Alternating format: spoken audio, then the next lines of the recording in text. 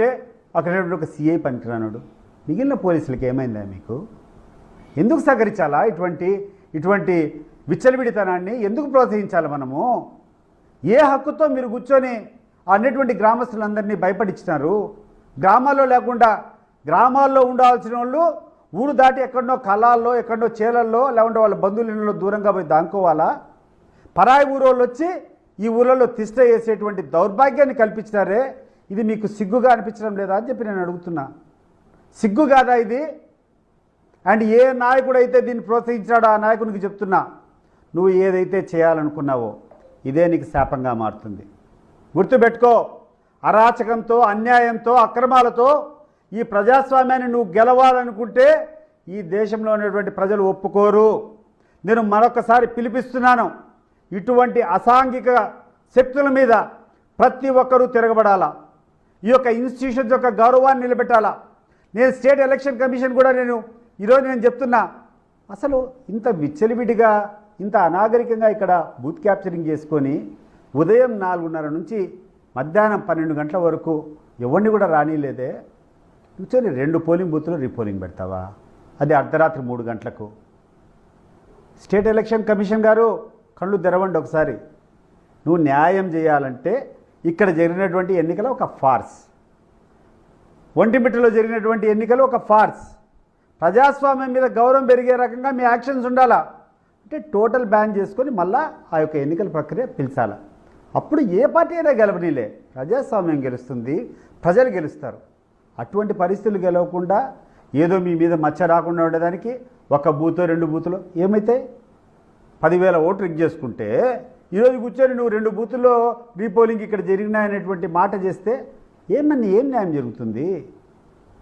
ఈరోజు ఈ ఎన్నికలను స్టేట్ ఎలక్షన్ కమిషన్ ఆమోదించి ఈ యొక్క ఎన్నికల రిజల్ట్ను అనౌన్స్ చేస్తే మాత్రం నేను చెప్తున్నా, ఇది మీకు సిగ్గుచేటు.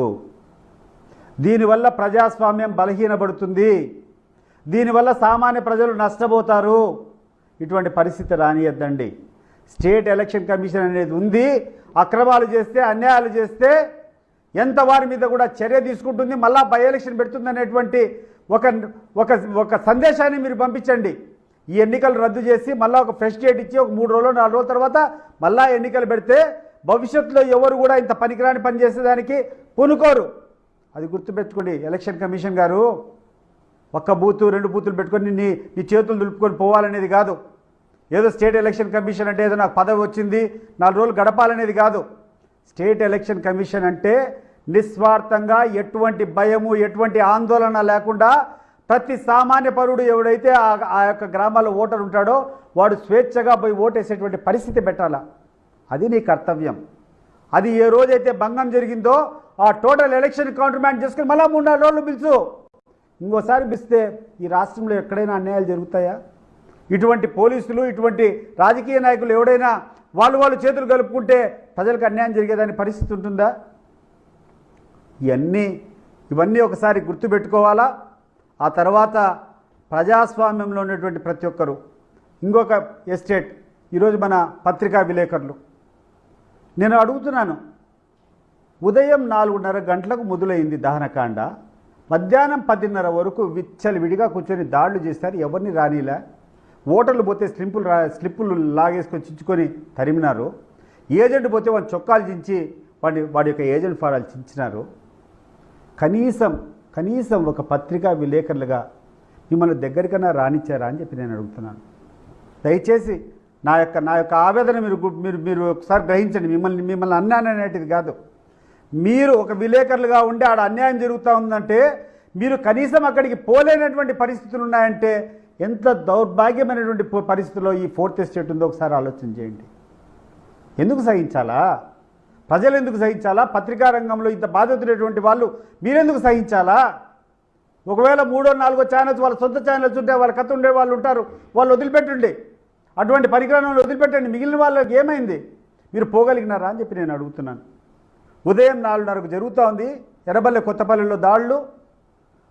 మీరు పత్రికా విలేకరు పోవాలంటే పోయేదానికి పోలీసులు తరుముతాడారు, అనేటువంటి రౌడీలు మిమ్మల్ని తరుగుతాడు. ఇట్లా కెమెరా పెట్టేదానికి కూడా ధైర్యం లేనటువంటి పరిస్థితుల్లో మీకుంటే కనీసం మీరు గొంతెత్తి చాటరప్ప.